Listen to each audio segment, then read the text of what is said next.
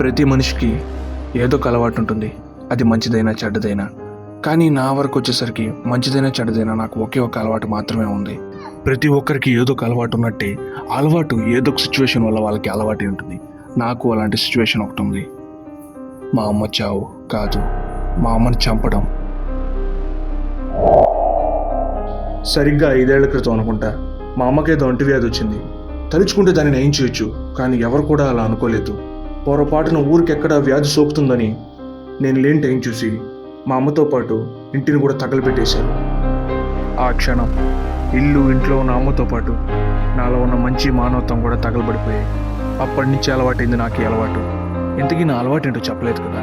వేటాడడం, జంతువులు కాదు, జంతువులు లాంటి మనుషుల్ని వేటాడడం.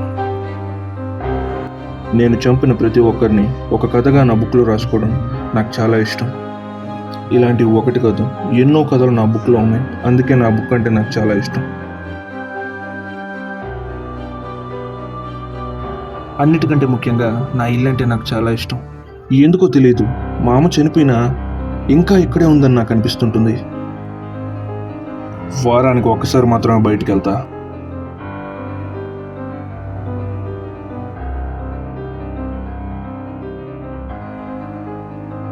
వేటాడడానికి. నేను బయటికి వెళ్తున్నాను అంటే ఎవరికో ఈరోజు చావు రాసి పెట్టిందని అర్థం.